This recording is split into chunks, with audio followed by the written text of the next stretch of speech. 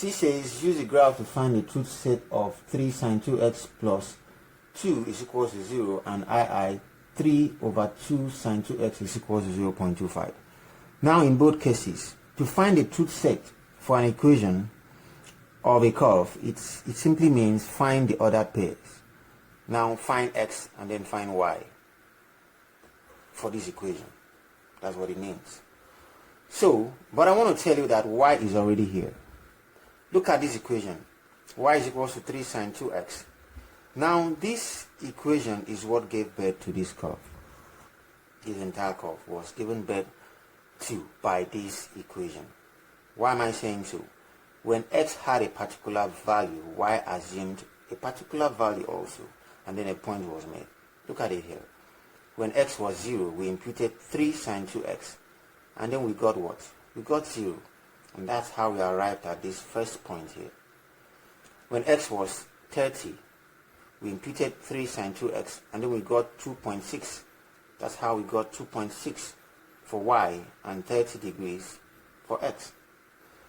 When x was 90 degrees, y was 0 from this equation.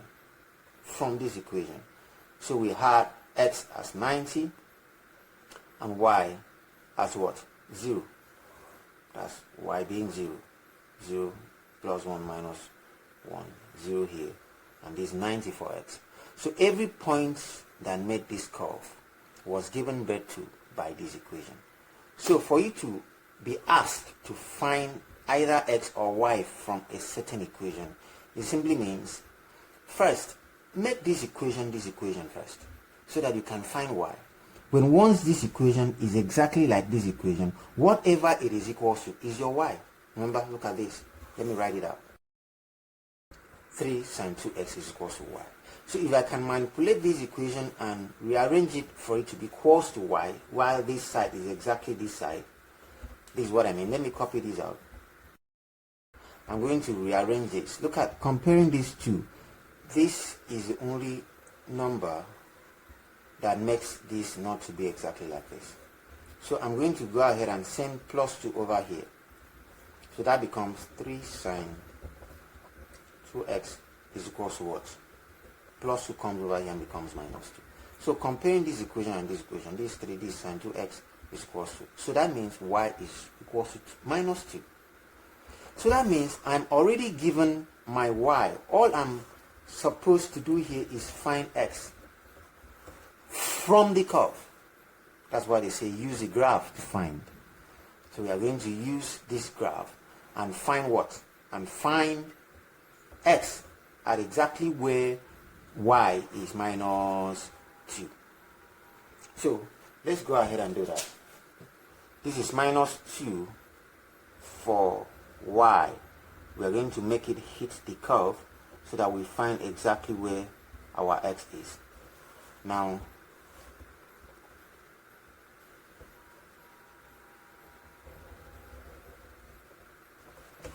so with y being minus 2 hitting the curve, this is exactly where we have our x. What value is that? When once you have that value, then that is your answer for CI. Let's go ahead and find that spot. From here to here, remember our scale, 2 centimeters representing 15 degrees. So from here to here is 15 degrees. So how many of these tiny boxes do I have? We have 1, 2, 3, 4, 5, 6, 7, 8, 9, 10 of them. So 15 degrees divided by 10 tiny boxes. 15 degrees divided by 10. That is what? 1.5 degrees. So that means each tiny box is 1.5. So this 1, 2, 3, 4 of them. 4 times 1.5 is what? That's exactly 6 degrees. Now I'm going to go ahead and add 6 degrees to this since this is 105. So let's add 6 to 105. This is 1 carry 1, 1, 1. So that's, and that is our, the value for our x. And that is our I, CI, 111. Is that okay? Now let's go over to II. II says 3 over 2 sine 2x is equal to 0.25. I'm going to do the same thing. I'm going to transform this equation to look like this. So let's go ahead. 3 is supposed to be here. It's where it should be, sine 2x. So it's this guy that shouldn't be here. So I'm going to send him over to the other side. That becomes 0.25 times 2. And what is that? 0.25 times 2 is 0.5. So this 3 sine 2x being equal to 0.5. So at this point, my y, comparing this and this, is 0.5. So I have to go look for where 0.5 is on my graph. You see, it's positive this time, so this is 1, so this is 0. Exactly this point. So you're going to hit the curve here. And look at this, it's hitting the curve at 2 different places. So our II is going to have 2 answers. So let's go ahead and get that. So you make sure you hit the curve at this 0.5 at the 2 places. So we've done that. Where is it hitting? Our x-axis is hitting it exactly here. You seen that point? Seen that? So we're going to